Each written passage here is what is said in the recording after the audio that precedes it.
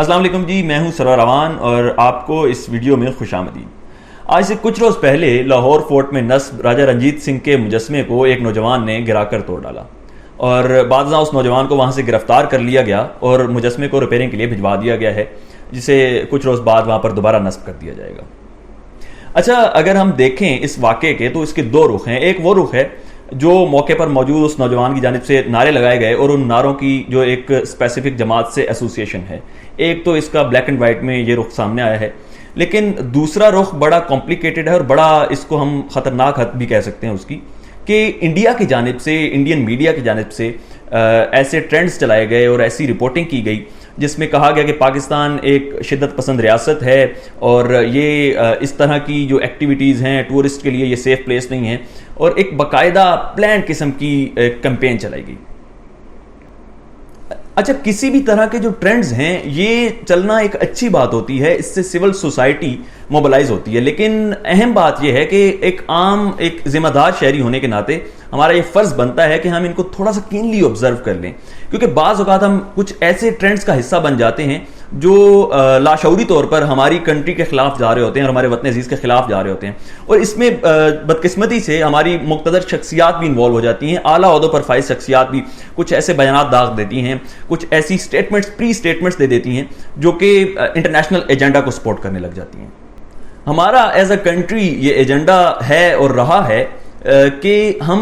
جو international tourism ہے یا جو اقلیتیں ہیں ان کی مذہبی آزادی کے اوپر ایز اے اسٹیٹ ہم کام کر رہے ہیں۔ ایسا نہیں ہے کہ اسٹیٹ کی سطح پر کام نہیں ہو رہا۔ جو کوریڈور کھلا سکھ برادری کے لیے، یاتریوں کے لیے، یہ ایک اس کی بہت بڑی اگزامپل ہے۔ تو اس طرح کی جو کازز ہوتی ہیں وہ ڈیمیج ہو جاتی ہیں جب مقتدر شخصیات بھی ان ٹرینڈز کا حصہ بن جاتی ہیں۔ کہنے کا ہرگز یہ مقصد نہیں ہے کہ جو سیاسی جماعت کے کارکن نے جو نعرے لگائے یا مذہبی جماعت کے کارکن نے وہ نعرے لگائے وہ اس میں انوالو نہیں ہے یا ہو نہیں سکتی، اس کی تحقیقات ہونی چاہیے اور بہت ضروری ہیں، لیکن اس کی بنا پر اس کو وجہ بنا کر انٹرنیشنلی جو ایجنڈا ڈیولپ ہوتا ہے ہم ان ٹرینڈز کا کہیں حصہ بنتے ہیں تو یہ وطن عزیز کے خلاف چلے جاتے ہیں۔ اچھا، یہ جو دو وجوہات یا جو دو رخ ہیں ان میں سے زیادہ مضبوط وجہ جو میں آپ سے پہلے گزارش کر چکا ہوں کہ ایک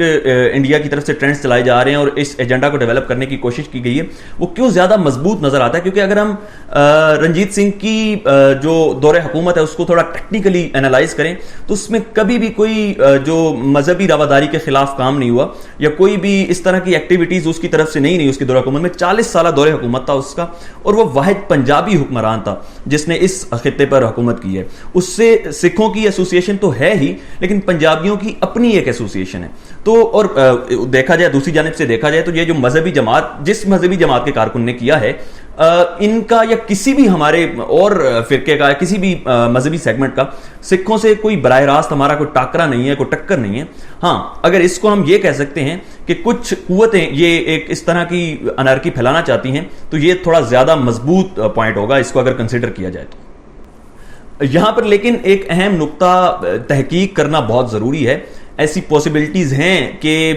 جو اس طرح کے واقعات سامنے آ جاتے ہیں، شدت پسندی کے واقعات کا یہ ایک مطلب اس کا تعلق اس سے بھی جوڑا جا سکتا ہے۔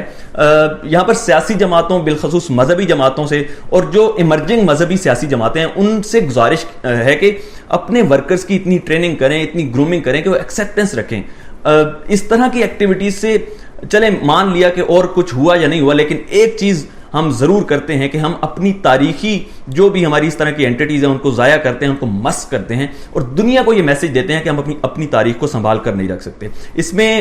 وہ تو ایک کلپٹ ہوتا ہی ہے، لیکن ہماری حکام کی سطح پر، ہماری مینیجریل سطح پر بہت بڑی کوتاہی سامنے آتی ہے۔ کیونکہ اگر میں شاہی قلعہ لاہور کی بات کروں، اس کی سیکیورٹی کی بات کروں، وہاں پر آنے جانے کے ٹکٹس ہیں، اگر فنڈز کی بات کروں تو افورڈ ہو سکتا ہے، وہاں کی سیکیورٹی کو مینٹین کیا جا سکتا ہے، تاکہ ہم لوگ ہیپننگ کی تلاش میں رہتے ہیں۔ ایک واقعہ ہو جائے، پھر اس پر جو ہے وہ تحقیقات ہوں گی اور وہ گرفتاریاں ہوں گی، بہت اچھی بات ہے، لیکن اگر ہیپننگ سے پہلے اس کو ڈسمینٹل کر دیا جائے اور پہلے اس طرح کے اقدامات اٹھا لیے جائیں کہ یہ واقعات ہوں ہی نہ، اور یہ اس طرح کی تاریخی جو ہمارے ورثے ہیں وہ ہیں ہی کتنے، کیوں نہیں وہاں سیکیورٹی مینٹین ہو سکتی؟ وہاں کی سیکیورٹی تو لاہور فورٹ کی جو آپ کی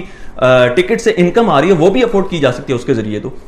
بس تھوڑا سا اس کے اوپر پالیسی ڈیولپ کرنے کی ضرورت ہے اور ایک مینیجریل سطح پر ذمہ داری کی ضرورت ہے۔ CCPO لاہور محمود ڈوگر صاحب نے کہا تو ہے کہ ہم نے اس شخص کو گرفتار کر لیا ہے اور بہت اچھی بات ہے اس پر، لیکن میں یہ سمجھتا ہوں کہ اس ایک واحد شخص کی گرفتاری کافی نہیں ہے. اس واقعہ کے پیچھے تحقیقات ہونی چاہیے اور اس کو بالکل جو ہے وہ منظر عام پر لایا جانا چاہیے. ٹرینڈز کو بھی جس طریقے سے آج کل آپ دیکھ رہے ہیں سوشل میڈیا کے ٹرینڈز چلتے ہیں، ٹرینڈز کی ایک بہت جو کہہ سکتے ہیں کمپلیکیشن یہ ہے کہ کچھ سال پہلے جو ٹرینڈز چلتے تھے وہ کچھ عرصہ سسٹین کرتے تھے. آج کل ڈیلی بیسس پہ یہ ٹرینڈز نئے آ رہے ہیں،